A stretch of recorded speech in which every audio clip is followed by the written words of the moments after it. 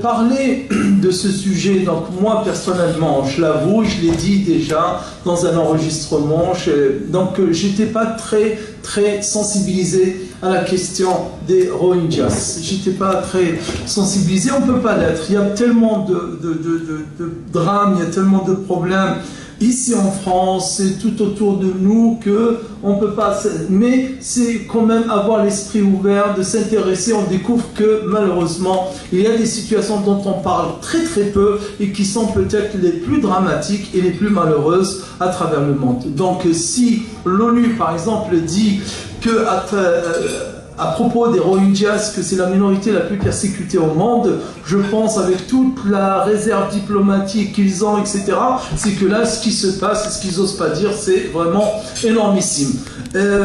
Parler de ce sujet, j'aimerais partir d'un point. Quand on regarde autour de nous aujourd'hui,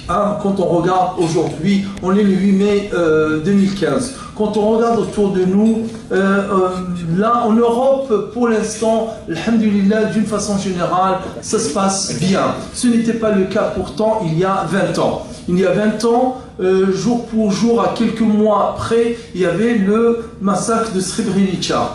Le massacre de Srebrenica, qui vont fêter leurs 20 ans, c'était en Bosnie-Herzégovine. Et Bosnie-Herzégovine, c'est à 1h30 maximum de Paris.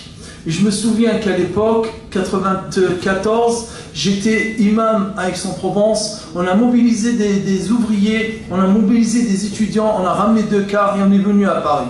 On a fait une manifestation, très grande manifestation à Paris en 94, et juste après cette manifestation, les médias ils ont commencé à parler. Ils ont dit attention, si vous laissez les barbus, si vous laissez les islamistes s'emparer de cette question, c'est fini. Il faudra qu'on se mêle nous, c'est-à-dire les Français laïcs, non musulmans, etc., parce qu'on ne leur laisse pas l'occasion d'islamiser le problème. Alors que le problème à sa base c'était islamique, puisqu'il s'agissait d'un génocide, il s'agissait du nettoyage ethnique, d'une ethnie qui sont les musulmans. Là aussi, aujourd'hui, donc j'ai réfléchi en quelque sorte sur la façon dont on peut exprimer notre solidarité par rapport à ce problème. Mais avant cela, je rappellerai le frère, Cheikh Abou Omar a parlé longuement de l'épreuve. L'épreuve, elle est là, elle est importante.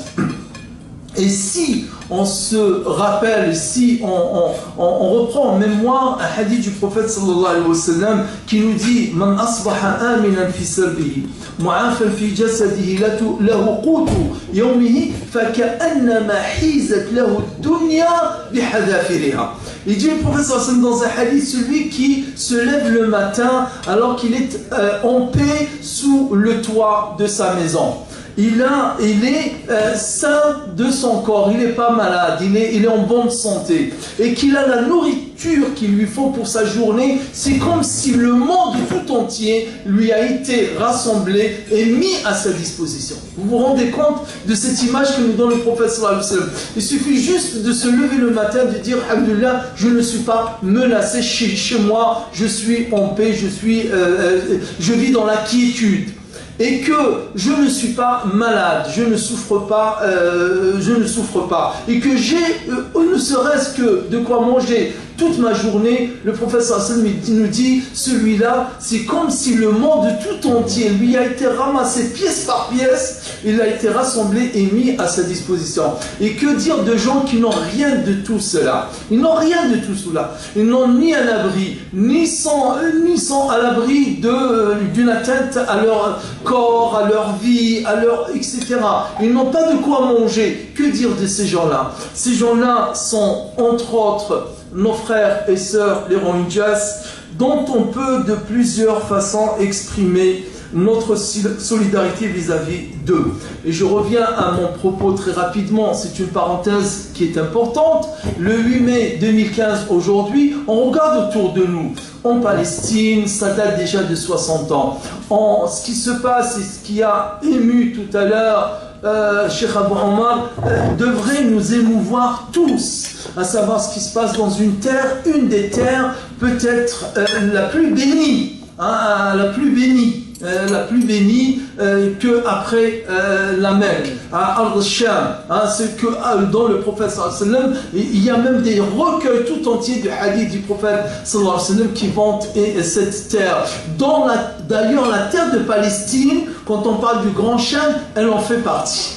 C'est le Grand Cham, là où a été construite la première mosquée. Et nous sommes au mois de Rajab, et le mois de Rajab nous rappelle l'ascension du prophète sallallahu alayhi wa sallam, et l'ascension du prophète sallallahu alayhi wa sallam nous rappelle la mosquée Al-Aqsa, et son importance et sa centralité.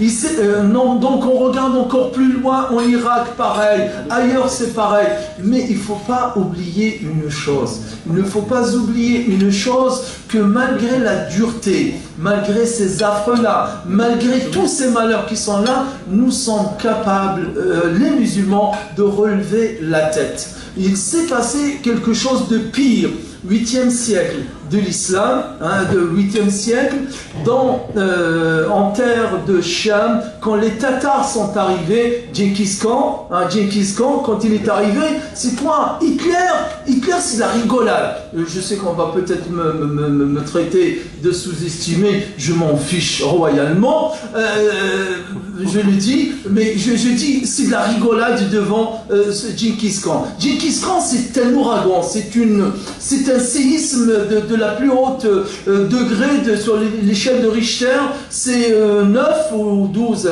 Mercalli c'est 12 et Richter c'est 9, c'est un tsunami, il ne laisse rien, ni vie, ni culture, ni livre, ni enfant, il tuait tout ce qui passait, là où il passait, rien ne pouvait pousser derrière eux.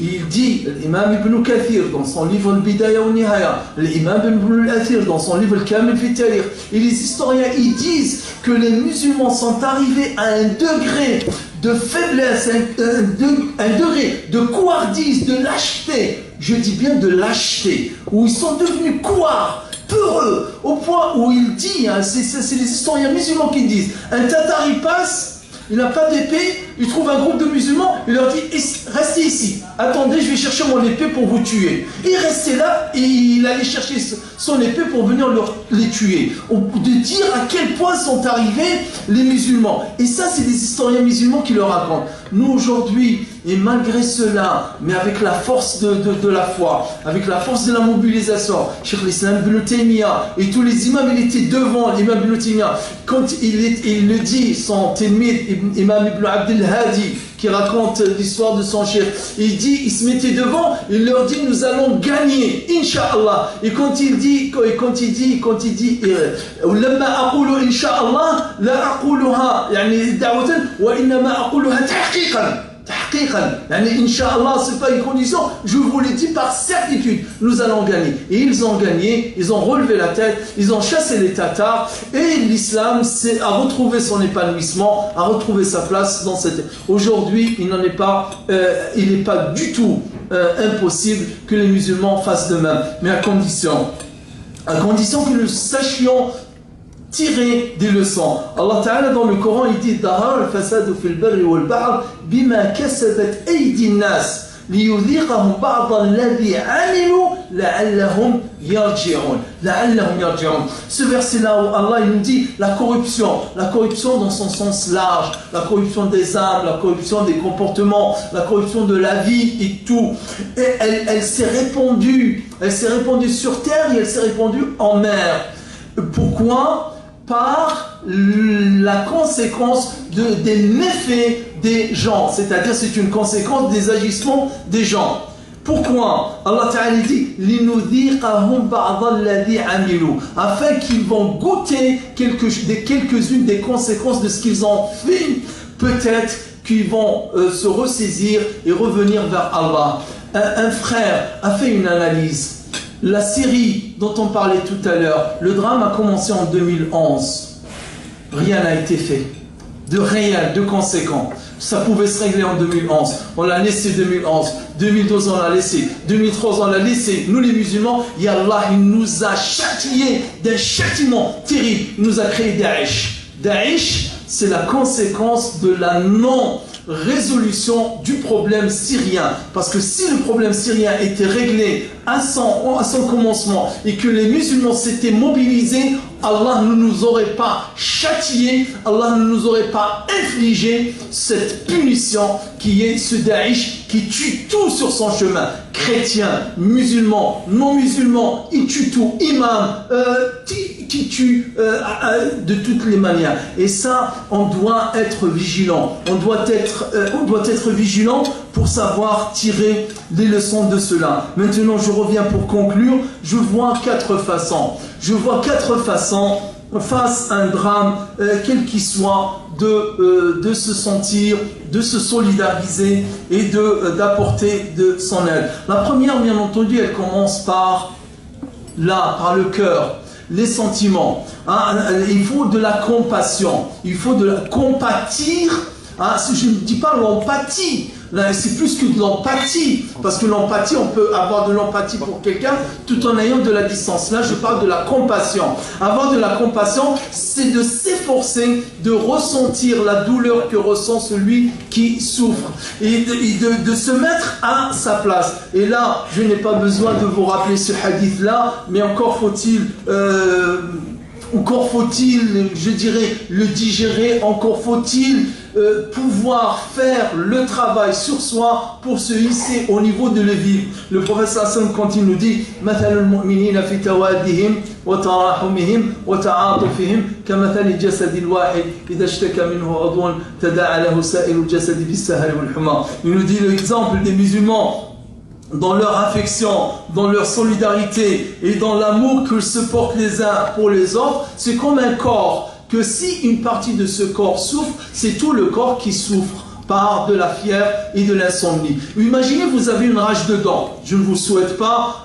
Imaginez vous avez, je ne sais pas, un mal quelconque, une migraine. Est-ce que vous pouvez être tranquille et vaquer à des occupations un peu sérieuses ou jouissives ou autres, je ne sais pas, des distractions? Non, on est préoccupé par cette migraine, on est préoccupé par cette souffrance. On ne peut pas, le corps ne peut pas être serein, ne peut pas être tranquille tant qu'il y a une partie de ce corps qui souffre. Et nous, dans plusieurs parties de notre corps, le corps islamique, le corps de la communauté qui souffre, et pourtant on trouve le moyen. Parfois, c'est pas, comment dirais-je, c'est un bien. C'est un bien parfois. Et ça, je vous le dis, moi, ici, assis devant vous, 1983, mon cheikh, notre grand cheikh, Mohamed Ahmed Sahnoun, d'Alger, vient nous faire un cours à Al-Harraj, dans la mosquée Jinan al-Mabrouk. Il commence son cours, son son, il est là encore, dans mes oreilles, je l'entends encore, son son, le son de sa voix vibrer. Il dit Alhamdulillahi ala ni'matin nisyan. Allahu Akbar. Alhamdulillahi ala ni'mati nisyan. Il dit louange à Allah. On rend grâce à Allah pour ce bienfait qu'il l'oublie, qui est la distraction, de se voir parfois distrait. Vous imaginez que si on n'y avait pas cet oubli, Wallah, on ne mangerait pas ce qu'on a mangé. Wallah, on ne le mangerait pas. Oui ou non? Wallah, on ne le mangerait pas. Wallah, c'est l'oubli, qui est une grâce qui a fait qu'on a pu manger ce qu'on a mangé, parce que si vraiment on était habité par cette compassion avec nos frères qui en ce moment, en cet instant, courent les plus grands dangers, oh là on ne mangerait pas. Donc cet oubli-là, mais il ne faut pas que ça soit à tout moment et en tout lieu. On peut oublier par moment, mais il ne faut pas oublier tout le temps, parce que si c'était le cas, sachant qu'Allah Ta'ala, il va nous châtier. Et tout à l'heure, a dit une parole, il a dit beaucoup de choses, paroles de vrai, Cheikh Abou Ahmad, il a dit qu'il a dit que le plus grand problème, c'est ne pas sentir le problème. Ça c'est une parole de Ibn al-Qayyim, tu le sais. Il dit, Ibn al-Qayyim al-Jawziyya, le grand Ibn al-Qayyim, il dit, le plus grand mal, c'est qu'une personne ne sente pas le mal, qui se dit, il pense qu'il est dans le bien, alors qu'il est complètement immergé jusqu'à ses cheveux dans le mal, de ne pas le sentir. Si nous, aujourd'hui, on n'arrive pas à vibrer, on n'arrive pas à compatir avec nos frères et sœurs qui souffrent ici et là, c'est que quelque part, dans le cœur, il y a un problème. Donc, premièrement, c'est la compassion. Deuxième, il y a quatre attitudes. La compassion, premier, le dua, l'invocation. Le dua qui est une arme terrible. Wallahi, votre frère, votre humble serviteur qui est en face de vous, Wallah, je l'ai ressenti. Et plusieurs fois, Wallah, dans des drames gravissime en Bosnie, les moments, je fais dua, une semaine après, il y a une bonne nouvelle qui vient de la Bosnie, ils ont réussi à faire une brèche quelque part, ils ont réussi à ouvrir disons l'encerclement qui était sur une enclave musulmane en Bosnie ou en Herzégovine, si je prends cet exemple-là. Dua, le prophète sallallahu alayhi wa sallam dit Darouni. Écoutez bien, barakallahu fikum. Écoutez bien parce que soyons francs, soyons sincères. Est-ce que dans toutes vos prières, dans toutes vos heures, dans tous les jours, vous faites des invocations aux Rondias, aux Syriens? Non, non, malheureusement, je le sais, parce que moi-même je ne le fais pas. Et je suis comme vous tous. Je suis comme vous tous. Moi-même, je ne le fais pas. Je suis imam tous les vendredis. Ce matin, j'ai fait Jumu'ah, j'ai fait un prêche du vendredi, je ne les ai pas évoqués. J'espère que dans mon intention, dans mon fort intérieur, même si je ne les évoque pas explicitement, implicitement, ils sont compris dans les frères. Quand j'ai fait un dua, le frère Mohamed était présent, que Allah Ta'ala fasse que le sang cesse de couler dans les pays de l'islam. Donc le dua, le prophète il a dit Darouni. Écoutez bien cette expression, très très belle. Vous me dites mon frère, hein, si je dois arrêter, vous me dites Darouni, le prophète il dit Darouni. Innama tunsaruna bi du'afaikum bi ikhlasihim wa salatihim wa du'aihim. L'expression, surtout la première, Darouni. C'est comme si le prophète nous disait, mais laissez-moi, qu'est-ce que vous posez des questions? Vous n'avez point besoin de poser des questions. Les choses sont claires. Le prophète dit Darouni. Innama tunsarun. Et l'expression innama aussi, elle est importante. C'est-à-dire que la victoire ne peut venir. C'est très important. C'est pas que la victoire vient, c'est la victoire ne peut venir. Ne peut venir. Innama tunsarun, cette particule-là qui a son importance dans la phrase. La victoire ne peut venir que des faibles. Que de la part des faibles parmi vous. De quelle façon et pour quelle raison? Elle vient de leur dua, de leur sincérité et de leur prière. Donc n'oublions pas nos frères dans nos doigts, barakallahu fikum. 2 secondes, 30 secondes, wallahi, vous allez voir, si nous qui sommes ici présents, allez, on se donne tous un ahd, que toute la semaine, on n'oublie pas nos frères. Au Rohingyas, toute la semaine, jusqu'à la semaine prochaine. Wallah, je peux vous l'assurer que la semaine prochaine, on va entendre une bonne nouvelle qui nous viendra de quelque part concernant nos frères. Mais faisons-le, barakallahu fikum. Troisième chose, c'est da'wa, la communication, parler. Ce pin-là, moi je vous le promets qu'aujourd'hui, il va être sur mon costume. Je ne le lâcherai pas. Je le mettrai sur mon costume. Et la dernière fois que j'ai rencontré les frères, c'était au CERCI, au Soldin, à l'Institut au Soldin, le soir même. Donc j'ai pris une photo le soir même sur ma page Facebook. J'ai posé cette photo-là où les 3 personnes, l'un qui se bouche les oreilles, l'autre qui se voit les yeux et l'autre qui se bouche la bouche. Donc je l'ai mise, il y a eu je sais combien de dizaines, c'était la première fois où il y avait beaucoup de likes sur ma page Facebook. Donc j'aime, comme quoi les gens sont sensibilisés. J'ai dit alhamdoulilah, donc les gens vraiment, ce soir même, il y a eu plusieurs, moi d'habitude quand je poste quelque chose, et moi je me suis sur Facebook depuis quelques mois, je suis vraiment un bleu des bleus, un novice, complètement néophyte. Et mais pour vous dire combien les gens, le pins, page Facebook, et dernière, bien entendu, dernier moyen qui me vient à l'esprit, c'est la solidarité matérielle, c'est la solidarité. Et c'est pour ça